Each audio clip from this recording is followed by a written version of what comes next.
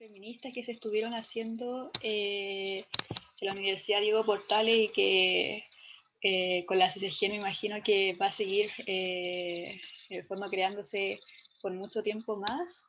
Esta semana particularmente la Corte Suprema falló a favor de las compañeras de la UDP que se estaba manifestando en la toma del 2019 de su casa de estudio, así que encuentro muy bacán que se esté generando estas instancias porque al final se genera una fusión entre lo que es lo académico y también lo práctico, la vida aplicada, la vida profesional. Así que bueno, como mencionó Catalina, mi ponencia va a ser sobre el género y su repercusión en la sociedad.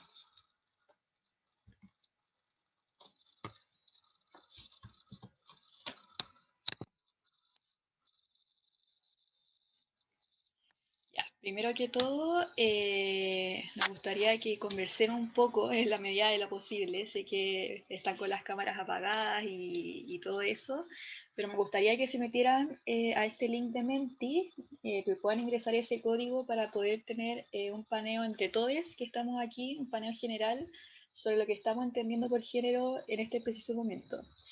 Ahí en la página les van a aparecer unas dos preguntitas que la idea es que puedan responder a través de conceptos y yo les voy a mostrar en el fondo un mapa conceptual de las cosas que ustedes mismas van comentando y a partir de eso vamos a partir esta presentación. Si es que hay algún problema con el link o con el código me avisan para poder arreglar lo que sea pertinente.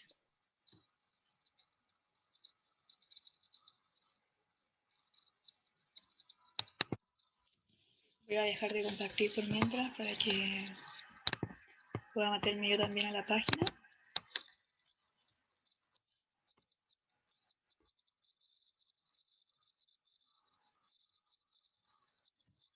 La primera pregunta es ¿qué entienden cada uno de ustedes por género? Alexia, disculpa que te interrumpa.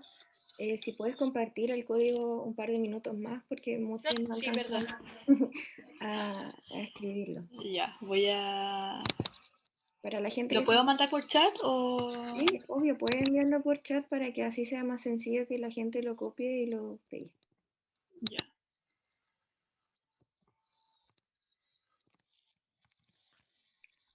Dicen que no funciona. Dice que no hay preguntas activas. Ya, la voy a activar ahora entonces.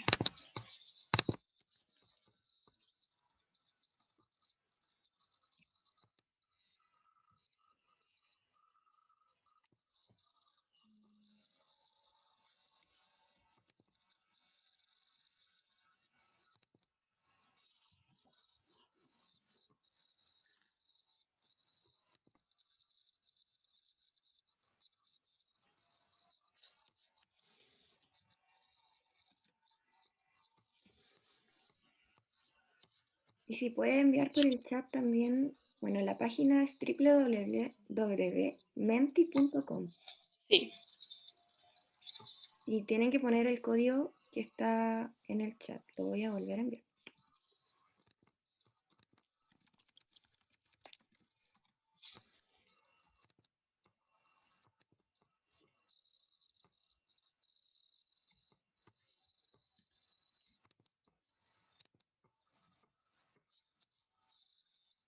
Bueno, como les comentaba antes de ese pequeño percance boomer, la primera pregunta es ¿qué entiende cada uno de ustedes por género? Y lo segundo es ¿en qué contexto han escuchado ustedes esta palabra?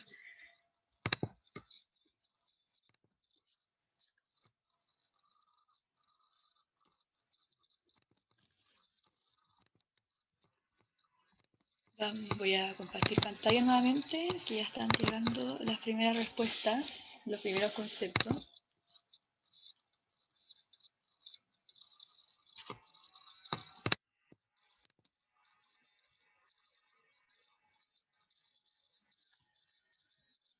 Ya aquí está este mapa lleno de colores. A medida que se van repitiendo las palabras es porque van saliendo más grandes, entonces igual es bastante interesante, seguramente ya varios conocían esta plataforma, pero la encuentro muy bacán para estas situaciones como un poco más serias, más formales, pero para que también podamos estar en comunicación y poder saber en el fondo qué es lo que estamos entendiendo por los conceptos más importantes de cada ponencia. La primera que se está repitiendo está claramente es identidad. También está saliendo bastante una construcción social, constructo social, perfecto, masculino y femenino, género biológico.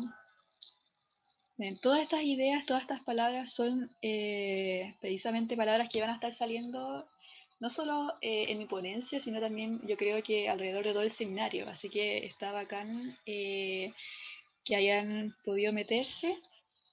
Sexo, expresión, equidad sexual, construcción cultural, puede ser limitante, bien, una categoría, persona, género fluido, igualdad, en, las, en la sociedad, autoconcepto, roles que se cumplen, bien, increíble. Es todo lo que me define. Género es sexualidad, ya, interesante. Femenino, masculino. Por ahí vi también que era géneros binarios también, está súper. Y bueno, identidad es la palabra que más aparece, que ustedes más han comentado. Rol, expresión, clasificación. Muy bien.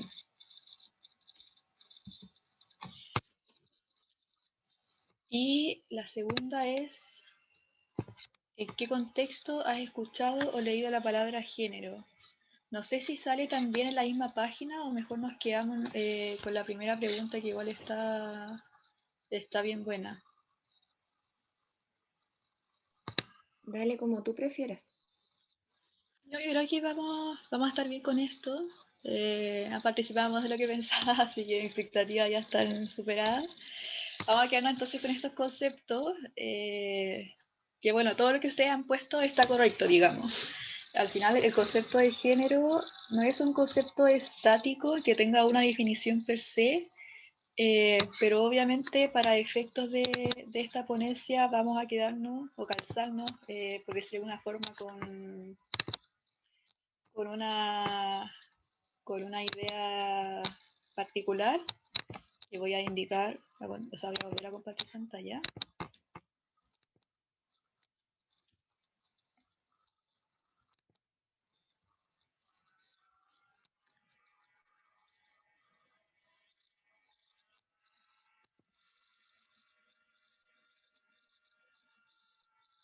Como les comentaba, para efectos de esta ponencia nos vamos a quedar con alguna definición que, como ustedes verán, abarca, digamos, todo lo que ustedes ya han mencionado.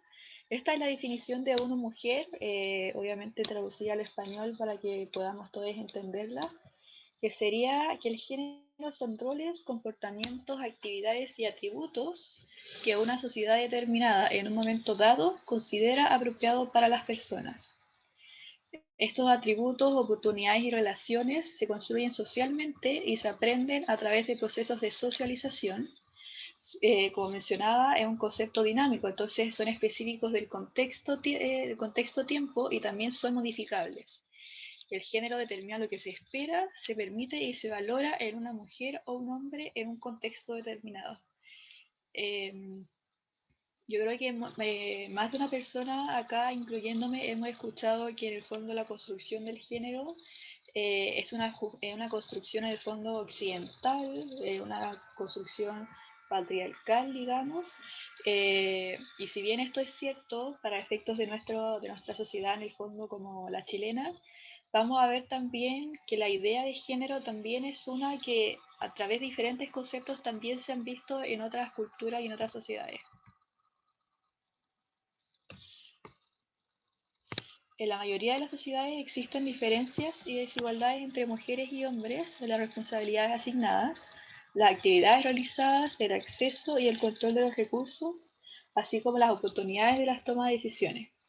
En este sentido, el género, como mencioné, es parte del contexto sociocultural mucho más amplio que un país, que un contexto social, que un contexto universitario, digamos, que un campus, y cumple en el fondo un criterio fundamental para análisis sociocultural y diferentes problemáticas sociales y culturales, como lo es la clase, digo, el origen étnico, el nivel de pobreza, ahí puse el grupo étnico 2 veces, la orientación sexual, la edad y etcétera. Es en el fondo una intersección de todas estas problemáticas y factores.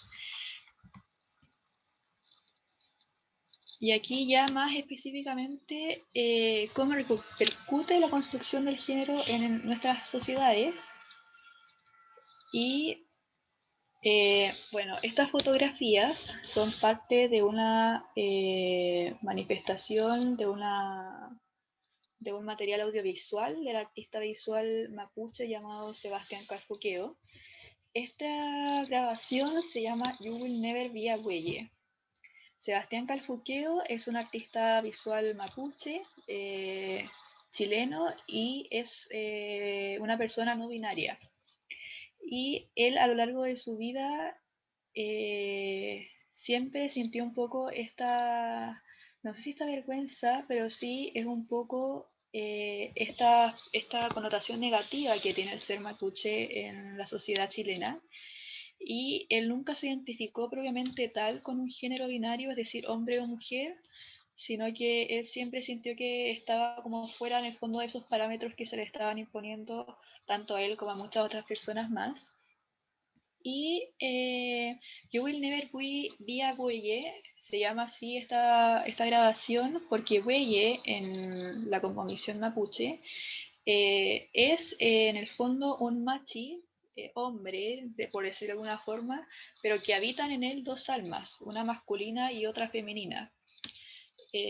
Para contextualizar, digamos, en la cultura mapuche son los hombres los que solían y suelen dedicarse al ámbito más político digo, de la cultura, y las mujeres, como las machis, por ejemplo, se dedican al lado más espiritual. Entonces, estos hombres que de acuerdo a la bibliografía de hace siglos atrás, de cuando los españoles llegaron a América, estos hombres solían tener supuestamente rasgos afeminados, hablaban de manera muy particular, digamos. Entonces a estos hombres se decían bueyes porque habitaban en ellos dos espíritus, eran hombres y mujeres, lo que en el fondo genera una irrupción para esta cosmovisión cristiana conservadora que vinieron a imponer los españoles cuando llegaron a América y específicamente a Chile.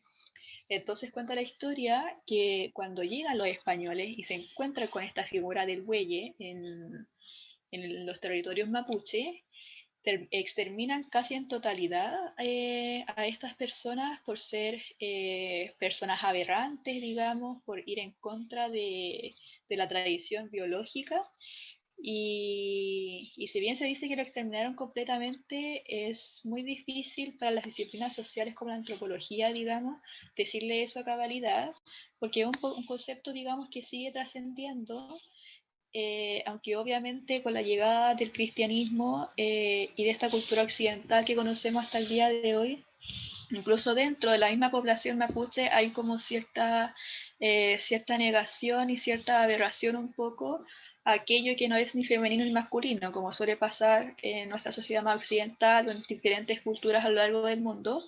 Entonces, la abuela de Sebastián, una mujer mapuche, eh, ella contaba cuando él era chico que en la cultura mapuche no existen maricones, con esas palabras. Entonces, él en el fondo viene a resignificar su identidad, lo que se le ha sido negado, es decir, una personalidad no binaria, mapuche. Entonces, a lo largo de esta grabación documental que ustedes, si la notan, lo pueden buscar al tiro en Google, sale inmediatamente en su página. Entonces, a lo largo de esta grabación, él vive de cierta forma como este proceso de transformación entre él, Sebastián, anta Le Bueye, por decir de alguna forma. Entonces, en la continuación de las imágenes se ve cómo se está poniendo la ropa de una machi, digamos, porque las machi son derechamente mujeres, a excepción de estos bueyes, como mencionaba, que digamos son hombres de cierta forma que viven dos almas en ella misma. Entonces a través de esta grabación se pone la ropa machi, la ropa de la machi, digamos, y encuentro que es un documental muy importante en el fondo para evidenciar que toda la construcción del género no corresponde netamente como a algo de, digamos, de Occidente obviamente tal, pero que sí ha sido Occidente quien ha impuesto en el fondo estos binarismos de género que obviamente vamos a estar conversando un poco más adelante. Ahora, en esta parte, de cierta forma de la ponencia, vamos a ver diferentes formas en que en el fondo este género que se nos es impuesto, digamos, tiene repercusiones en la sociedad. Y uno de ellos, por ejemplo, son los estereotipos de género, que son una construcción, obviamente. Son construcciones mentales, sociales, culturales, son etiquetas que se nos imponen al nacer y que se nos son atribuidas de acuerdo a nuestra anatomía física, biológica, como ustedes quieran llamarle. Entonces, a través de estas actitudes e ideas preconcebidas, el individuo va interpretando estas etiquetas, las define y las va expresando en su vida cotidiana.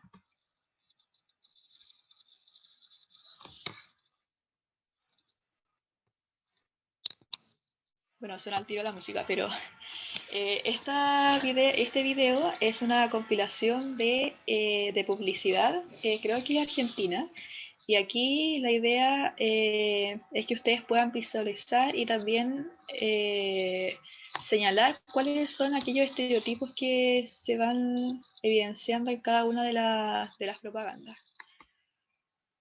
Si es que no se escucha bien o si no se ve bien, me avisan. Igual creo que hay una opción para compartir sonido, así que voy a hacer eso.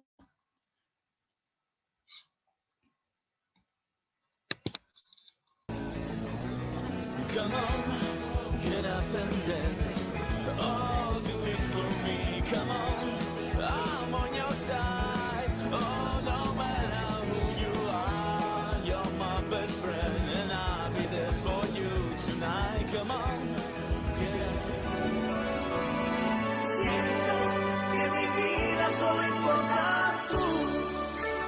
Entre tanta gente, solo importas tú. Dar todo por un amigo. Una gran decisión. Schneider. Más sabor, más cerveza. ¡Fabi, necesito el buzo! ¡Mamá, está seca la remera! ¡Caro, está lista la camisa! ¡Coinor! ¡Coinor! ¡Necesito el Coinor! ¿Qué pasó, Caro? Ay, mi amor, menos mal que tenemos el Coinor. Yo cada vez que lavo paso todo por el Coinor. Y claro, después del centrifugado del lavarropas, pasa todo por el Coinor. Saca mucha más agua y la ropa está siempre lista. El Coinor es el Coinor, poderoso el chiquitín. Sos mía. Soy tuya. En casa tengo el Kama Sutra.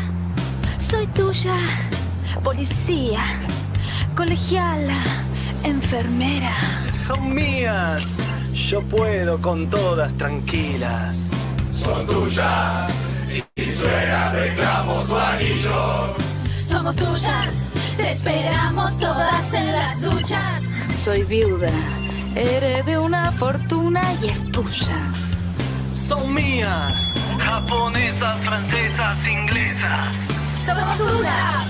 Sabemos lo que a vos te gusta. Soy tuya.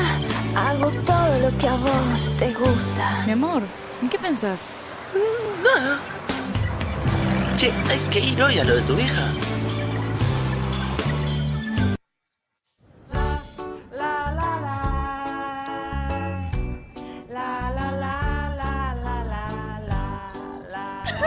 Alguien se pregunta por qué las mujeres lloran por todo. Es su forma de expresarse, le sale así naturalmente. Mares y mares de lágrimas derramados por despedidas, nacimientos, pelos teñidos, ropa que no pega, agua fría, multa. No, sí, novios que se van, novios que vuelven. Son tantas las cosas que las pueden hacer llorar. La burbuja me hace llorar. Que es más fácil hacerlas reír que tratar de entenderlas. Te quiero. porque las mujeres lloran por todo. Espera, la verdad refresca.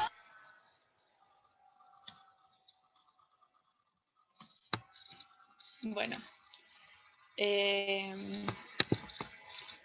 bueno, si se enojan un poco viendo esto, yo también.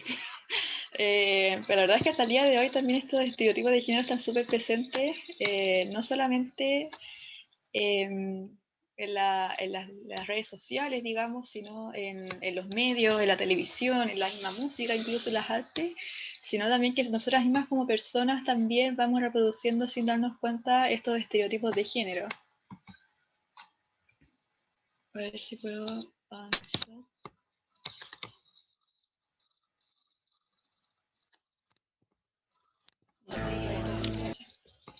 Estos estereotipos entonces se constituyen a través de etiquetas e idearios que han sido transmitidos e internalizados por siglos. O sea, esto no es algo que haya nacido hace 100 años. Si bien en los últimos años obviamente se ha problematizado, en la academia ha sido definitivamente un tema muy importante, esto ha sido así desde siempre, lamentablemente.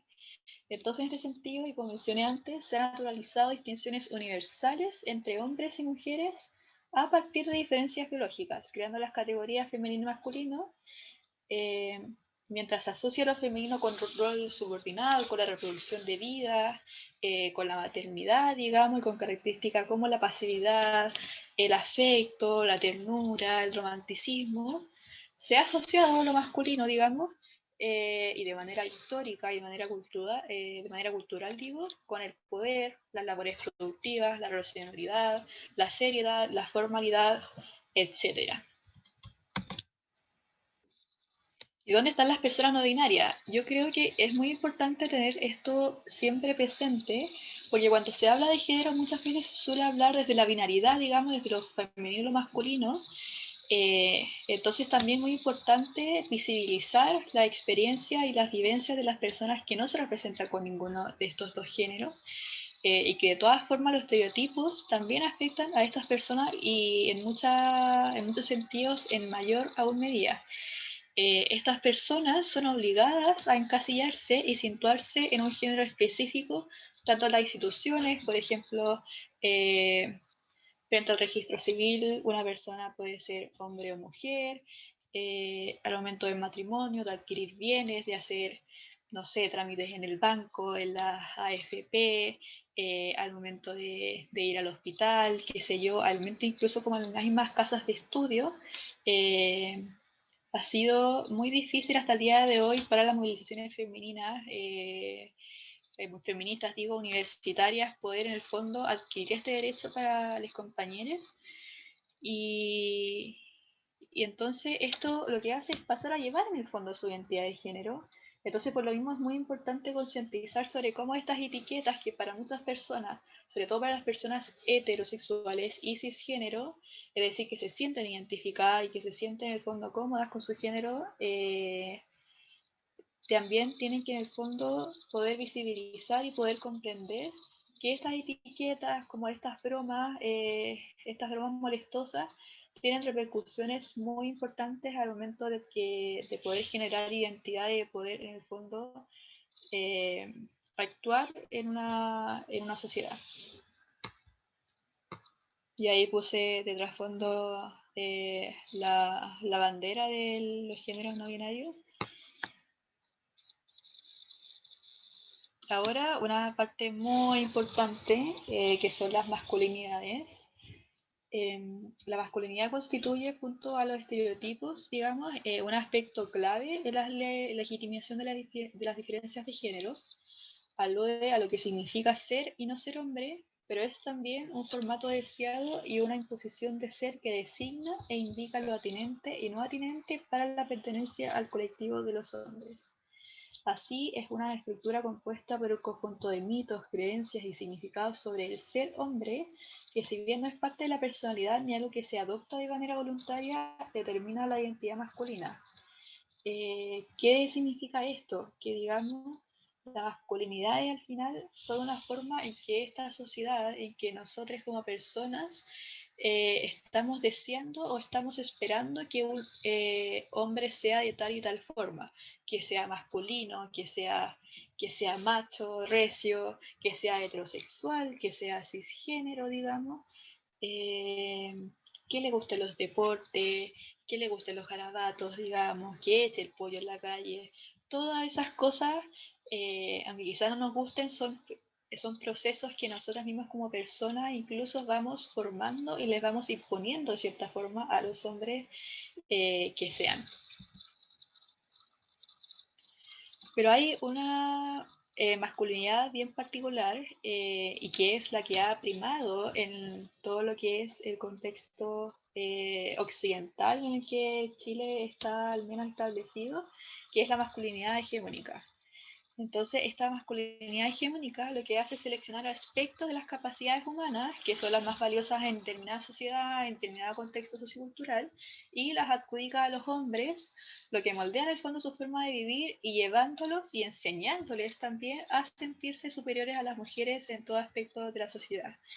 En ese sentido, su poder moldea las corporalidades y conciencias al punto de que, y aquí cito a Luis Bonini, creo que es su apellido, un escritor que por muchos años ha problematizado sobre las masculinidades. Ahí después en la conversación voy a poner su nombre porque ahora no me acuerdo muy bien, que dice que las identidades masculinas resultantes sean dominantes e independientes y las femeninas frágiles y dependientes y sin diversidad posible, siendo por ello factor básico en la reproducción y perpetuación de la injusticia distributiva contra las mujeres de los tiempos, espacios y funciones sociales. Entonces, esta masculinidad hegemónica afecta a todas las personas, sean hombres, mujeres, personas no binarias, en mayor o menor medida. En el caso de las mujeres, obviamente, lo que hace, y como comenté recién, lo que hace la masculinidad hegemónica es en el fondo reducir sus capacidades y subordinarlas a ciertos roles, en el fondo, a ciertas acciones y en el fondo ensaltar la de los hombres. Pero aquí también es importante rescatar que las masculinidades son algo que se aprenden de todas maneras, pero también es algo que a la que los hombres desde que nacen, desde que en el fondo ven su anatomía biológica masculina, ahí los obligan en el fondo a cumplir ciertos estándares de masculinidades. Y el ejemplo de la ropa azul versus la ropa rosada, digo, es un ejemplo muy claro, pero hay cosas también aún mucho más profundas. El hecho, por ejemplo, de que se le exija desde la escolaridad temprana que le vaya mejor en matemáticas o en ciencia, que los juguetes sean científicos o sean superhéroes, digamos, etc. Entonces, también estos hombres, en la medida en que van aprendiendo esta forma de ser masculino, también ellos van sintiendo la presión de corresponder y responder también a esas presiones y un poco más esa obligación de ser hombre en la sociedad, y efectivamente a lo largo del tiempo van tomando de cierta forma ciertas mayores competencias por ciertas esferas de la vida social o por ciertas cosas más académicas, pero que eso no significa que sean mejores en eso, sino que al sentir la presión de corresponder en el fondo a estas presiones, de corresponder a este estereotipo, ellos efectivamente van tomando una senda de la vida, digamos, de manera filosófica, que va respondiendo en el fondo y que va cumpliendo la expectativa de esta masculinidad hegemónica. Y en desmedro, obviamente, de la vida de las mujeres y de las personas no binarias, que lamentablemente también tienen como estos roles subordinados y también se les exigen cosas diferentes a la de los hombres cisgénero, especialmente. Y también está las masculinidades no hegemónicas, por ejemplo, las masculinidades homosexuales, las masculinidades no binarias, que son en el fondo las que están menos presentes, pero es también las que son más invisibilizadas y las más violentadas porque no responden en el fondo como a esta forma de ser hombre hegemónico que tenemos. Y ya estamos igual terminando con la ponencia, espero estar con buen tiempo, que son los roles de género que son, como habrán visto, estos conceptos son ideas que salieron efectivamente en el Menti, en el mapa conceptual que vimos al principio. Los roles de género son un conjunto de normas sociales que dictaminan los tipos de comportamiento que son considerados aceptables y deseables para una persona, basado en su género actual o el percibido por la sociedad. Estos roles, al igual que los estereotipos, al igual que las masculinidades, varían de acuerdo al contexto, la cultura, la religión y las relaciones interpersonales. Y al igual que los estereotipos, son fruto de un ideario sociocultural en el que las personas son más competentes para desenvolverse en labores y esferas específicas de la vida social, creando segregación y desigualdad en el futuro de las personas. Esto produce que sus decisiones estén influenciadas en, por ejemplo, cómo se desenvuelven las personas con los demás, al momento de elegir una carrera, por ejemplo, e incluso al momento de planificar una vida familiar. Es decir, los roles de género es algo que estamos aprendiendo desde que tenemos conocimiento, digamos, y en general como sociedad se van reproduciendo también y legitimando estos roles de género, y para las personas que no legitiman estos roles y que en el fondo salen un poco de esta norma binaria, digamos, se le va reprochando, ¿no? Se le va criticando, por ejemplo, a la mujer, a la estudiante de colegio, por ejemplo, de liceo que quiere estudiar medicina y que le están alcanzando los puntajes de los ensayos PSU, y siempre va a estar como el papá, la mamá o el tío o la tía que va a decir, pero ¿por qué no enfermería? ¿Por qué no pedagogía? Si las mujeres son como más tiernas, como que les va mejor con los niños y todo eso. Y también el mismo sentido con los hombres, digamos, que quieran estudiar, por ejemplo, enfermería, que quieren estudiar pedagogía en educación parvularia. Ya, pero ¿por qué tu hombre quiere estudiar pedagogía en educación parvularia y no pedagogía en educación media? Y tú como hombre puedes tratar mejor con personas más grandes, dejarle las guaguas en el fondo a las mujeres, etc.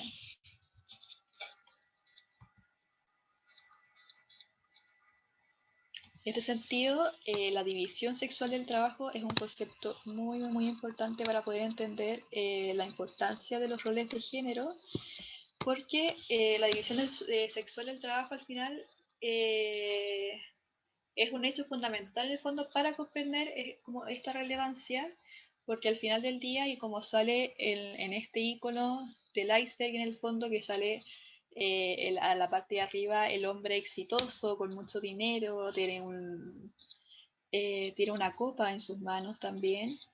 Entonces está como esta parte que está mucho más visible, como el hombre exitoso, que le va bien, que logró una buena carrera, digamos.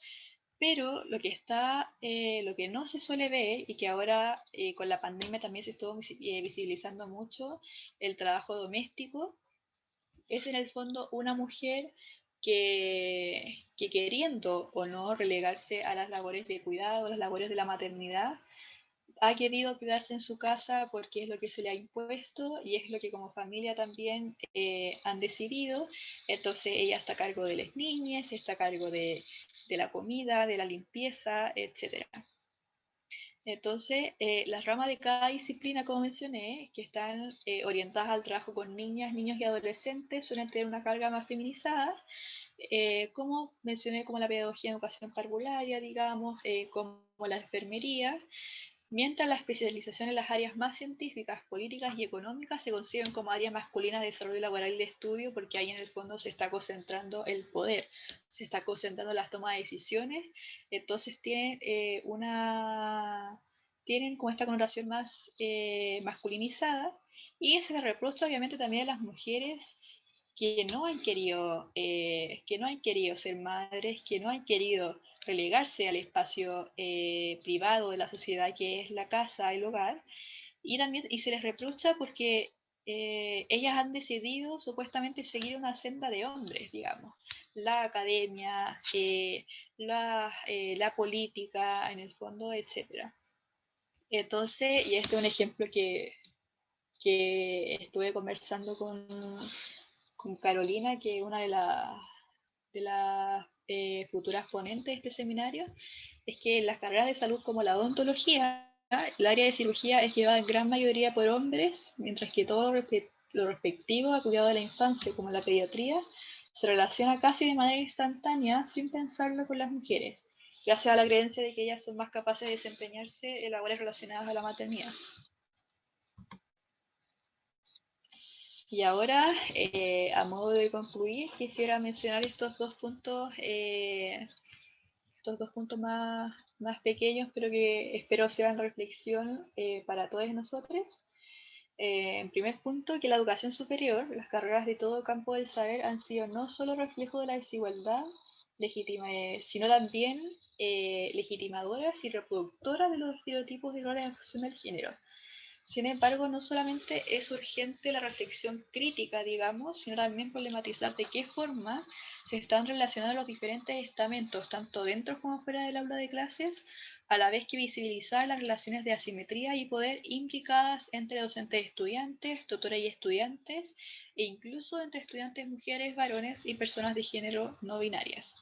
Y esto es muy importante y creo que es clave rescatar, porque en la medida en que la academia también ha ido avanzando en todo lo que respecta a estudios de género, es importante generar transformaciones materiales, transformaciones tangibles, digamos, en pos de la igualdad de género, obviamente en la erradicación de la violencia de género, no solamente en lo que respecta al acoso sexual, sino también en estas prácticas más cotidianas y mucho más invisibilizadas también, como este trato que un docente o una docente pueda tener hacia el estudiante hombre o la estudiante mujer, y con mayor razón a las personas de género no binarias, que suelen ser personas sumamente violentadas en el día a día a través de esta violencia simbólica que vimos también en el comercial de los estereotipos de género.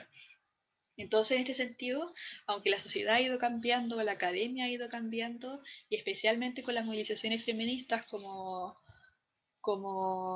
lo es la ACAO en la UDP, sigue imperando una estructura que sitúa a la mujer en un rol de subordinación frente al hombre. En ese sentido, la concepción de lo masculino y lo femenino ha servido para justificar jerarquías de poder, sistemas de producción y creencias religiosas, por lo que se hace necesario crear políticas dedicadas a erradicar la desigualdad de género desde la raíz, a la vez que toda disciplina reconozca la necesidad de incluir un enfoque de género en sus estudios, que es claramente al objetivo que está apuntando este gran seminario. Y bueno, con esto quisiera terminar mi ponencia, espero que se haya entendido. Y eso, muchas gracias, y obviamente voy a estar atenta a las preguntas ahora mismo. Voy a dejar de compartir pantalla. Muchas gracias por tu presentación, Alexia. Estuvo perfecto. Obvio que si alguien tiene preguntas al respecto lo puede hacer en el chat. Como bien explicó la Paulette, existen preguntas de apellido por abecedario. Entonces tienen que ir al chat, dirigirse a los nombres que se llaman 00 preguntas y escribir dependiendo del nombre que ustedes tengan. Vamos a esperar unos minutitos y vamos a ver si la Paulette, que es una de las encargadas de las preguntas, o Javiera, nos cuentan qué preguntas hay en el chat.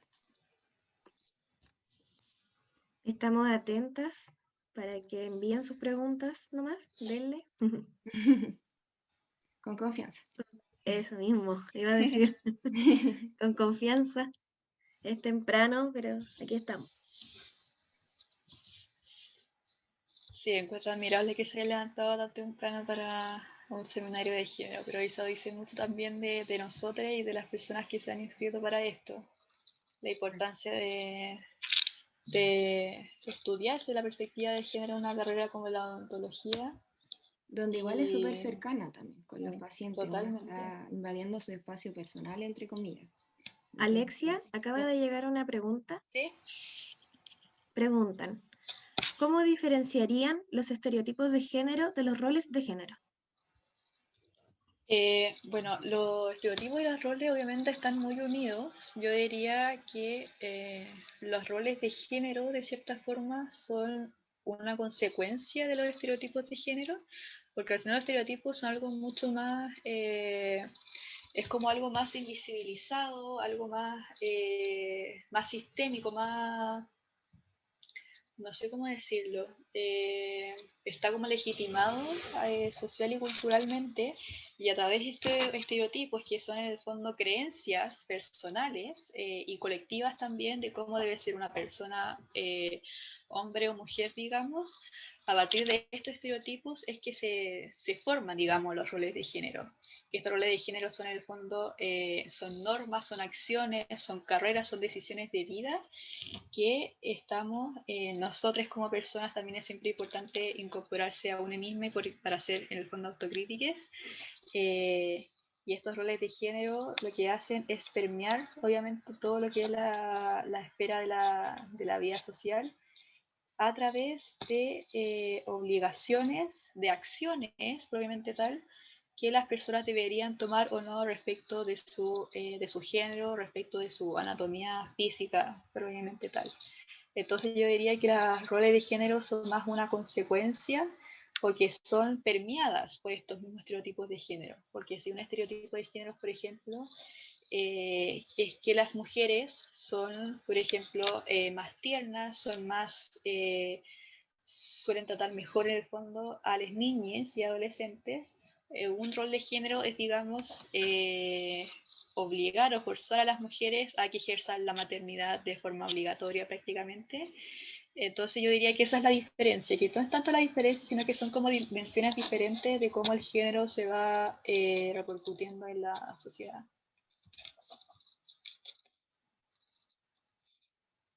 Está silenciada. Está silenciada, Paulette.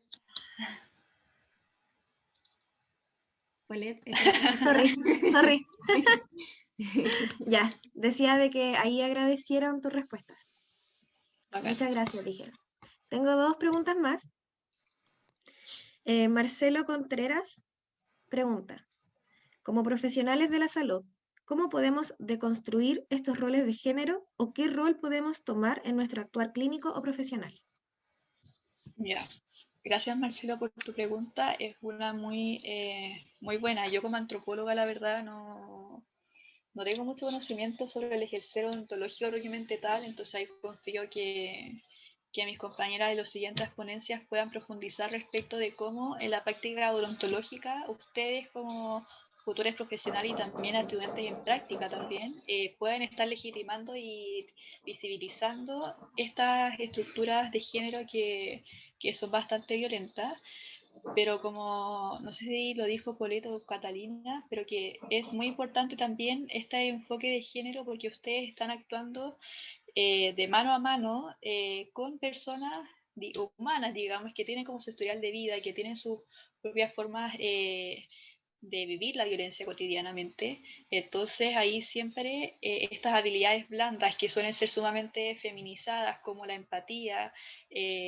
como el entendimiento, la comprensión, son cosas que deben ser fundamentales para cualquier persona que se vaya a desempeñar, no solo en el ámbito de la salud oral y de la salud en general, sino cualquier persona que viva en sociedad, digamos, debe tener como estos cuidados muy especiales con el resto de las personas y con el entorno. Y creo que un primer punto es de partida y que algo que quise transparentar igual a lo largo de la ponencia es ser autocríticos con la forma en que nosotros mismos como personas vamos reproduciendo estos estereotipos, vamos al ver a una persona buscar al tiro en nuestra cabeza de manera inconsciente si es hombre o mujer a partir de su corte de pelo, digamos, a partir de su voz, a partir de la forma en que se expresa, etc. Y a partir de esta autocrítica es también muy importante la reflexión de cómo nosotras efectivamente hemos reproducido estas violencias, pero también cómo podemos erradicarlas. Por ejemplo, no asumir el género de la persona, aunque en el sistema estatal, digamos, se diga que una persona tiene que ser hombre o mujer.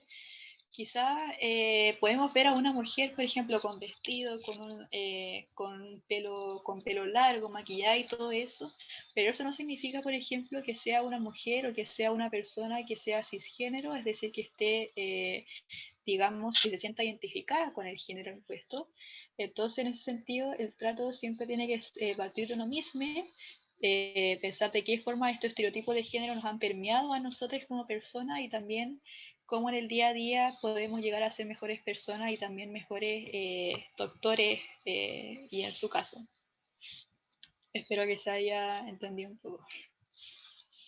Sí. Súper, yo creo que sí.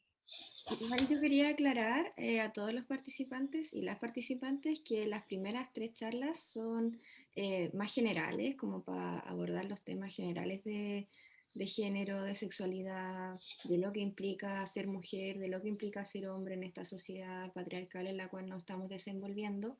Y luego, como dijo Alexia, más adelante las doctoras pertenecientes al Colegio de Cirujanos Dentistas de Chile van a hacer un enfoque más clínico.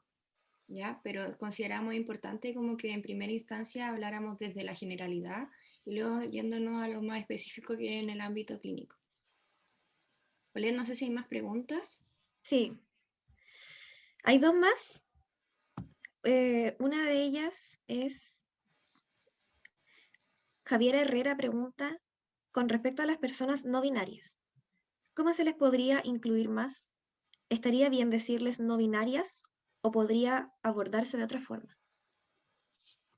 Gracias por la pregunta, es muy importante. Aquí el tema de los pronombres es algo súper importante y que ahí yo reconozco que estas nuevas generaciones, bueno, yo igual soy muy joven, egresé recién el año pasado, así que me siento como una más de ustedes. Pero encuentro que todo este tema de visibilizar los pronombres personales, por ejemplo, si yo me denomino como ella, Alexia, digamos, encuentro que es una manera súper importante también de poder visibilizar y de poder entender cuál es la identidad de género de la otra persona. Por ejemplo, quizás podría ser un ejercicio también en este mismo seminario, poder después del nombre identificar cuáles son los pronombres con los que uno se siente más identificado. Porque, por ejemplo, yo puedo ponerme, no sé, Alicia Dorca Díaz, pero si soy una persona no binaria, yo puedo ser le Alexia, no necesariamente la. Entonces, encuentro que es como un reconocimiento súper importante y muy creativo también que ha resultado, en mi opinión, en este último tiempo y que es para visibilizar y no caer como en esta conversación incómoda, tú te sientas identificada con tu género y que la persona quede como qué, y sobre todo para las personas que no se sienten muy familiarizadas también con el mismo concepto pueden quedar como un poco como extrañadas, sobre todo lo que es la misma consulta o la práctica odontológica.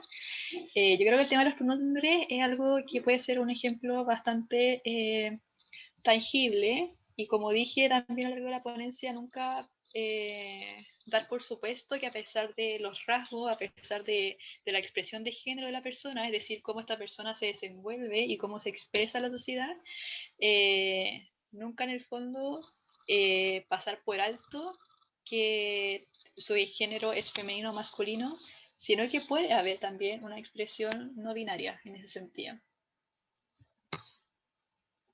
Perfecto. Polet, ¿hay más preguntas? Sí, tenemos una última pregunta. No alcanzo a ver quién la escribió, ya que estoy leyendo las preguntas del otro chat porque tuvimos un problema de conexión, pero nos coordinamos. Dice así, me parece súper importante las diferencias que hay entre conceptos que parecen muy similares. En Argentina se considera a la carrera de odontología como una carrera de chicas. Inclusive siendo catalogada así, las mujeres nunca llegan a cargos tan altos como un varón. No es una pregunta, sino que es un agradecimiento por dejarnos participar en esta instancia. Gracias a ustedes por estar acá también. Sí, la verdad, Han llegado una muchas gran felicitaciones. Sí, han llegado muchas felicitaciones, agradecimientos. Bacán. Me alegra mucho que esta primera ponencia sea una base y enriquecedora también para poder fortalecer el resto de las ponencias de mis compañeras. Y bueno, muchas gracias nuevamente por la invitación. Yo igual creo que me quedaría un rato más por si están más preguntas y puedo responderlas por interno, como ustedes quieran. Debido a mi disciplina, obviamente, desde las ciencias sociales siempre debemos tener una vocación pública, digamos, que esté orientada a poder entender de mejor manera estos conceptos que, como dijo claro, la compañera, suelen ser muy similares y que cuando hablamos de estereotipos, de roles y de normas de género, es como si nos estuviéramos refiriendo a lo mismo, pero claro, hay diferentes distinciones bastante sutiles, pero que al final todo se relaciona y entra en todo lo que es esta construcción del género. Y espero haber contribuido también desde mis conocimientos a poder responder ciertas consultas. Así que mil felicidades por la instancia, a la CAO obviamente, a la UDP también por también abrirse a estos espacios, porque bueno, yo soy de la católica convencional al principio y es muy difícil que esta unidad entre el estudiantado de base y las autoridades se dé en instancias como esta, y esto habla también de la importancia de lo que es el diálogo y también de que las mismas autoridades sepan escuchar, digamos, y sepan entender las necesidades y los signos de los tiempos y poder responder a las necesidades y a las dificultades que va surgiendo en el estudiantado. Así que nuevamente muchas gracias y mucho éxito también con esta prueba final para poder evaluar el seminario. Ahí voy a mandar las preguntas por internet a ti, Catarina, por correo. Ok, muchas gracias Alexia, nos encantó tu charla, fue súper clara y es fundamental para entender las charlas que vienen más adelante, así que de verdad, de todo corazón, como equipo de ACAO, te agradecemos. A los participantes y las participantes les quiero mencionar que ahora vamos a tener unos 10 minutos de break para pasar a nuestra segunda ponencia y recordarles que solamente se admiten 10 minutos de atraso. Por lo tanto, todas aquellas personas que ingresaron luego de los 10 minutos de inicio de la primera charla han quedado ausentes, ¿ya? Esas indicaciones se dieron cuando enviamos el correo del link de ingreso a la primera jornada y se los comento para que tengan ojo para las siguientes charlas también. En el caso de que este atraso haya sido por problemas de conexión o cual sea el motivo, pueden escribirnos por el Instagram y comentarnos su situación y nosotras podemos darle una solución al respecto.